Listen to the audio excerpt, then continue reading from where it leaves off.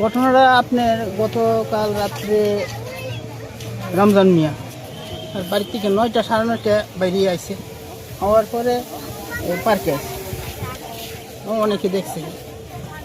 পার্কে আসার পরে এই জায়গার মধ্যে হয়তো সিকিউরিটি গার্ডের সাথে কোনো গণ্ডগোল হয়েছে।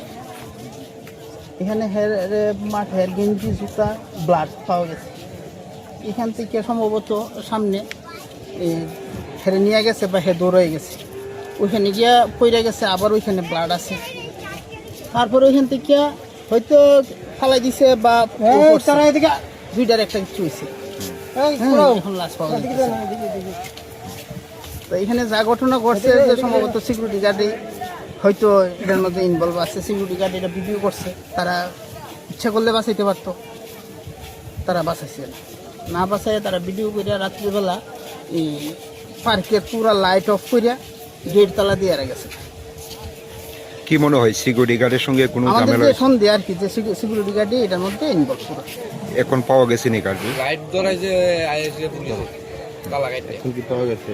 লাশ না, লাশ এখন পাওয়া যাইতেছে না। রেস্কিউ টিম তারা তালাশ জারি রাখছে। কয়টার দিকে ঘটনাটা হয়েছে?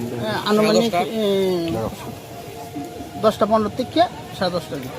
যে সিকিউরিটি গার্ডের সঙ্গে ঝামেলা হয়েছে এই সিকিউরিটি গার্ডটা পাওয়া গেছে না, ঝামেলা কোন সিকিউরিটি গার্ডের লোক হয়েছে ও আমরা করতে পারি না, কিন্তু সিকিউরিটি গার্ডের সাথে হয়েছে।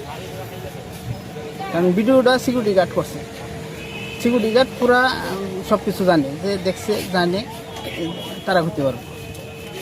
নাম কি ওনার? তার যে নিখোঁজ হয়েছে রমজান মিয়া। কি করে? পেন্টের কাজ করে। বাড়ি কোন জায়গায়? বাড়ি প্রতাপগড়। বাড়িতে কে কে আছে ওনার? ওর ভাই আছে, মা আছে, বউ আছে, বাবা আছে, বোন আছে। ছেলে মেয়ে আছে কি? না, ছেলে মেয়ে নেই।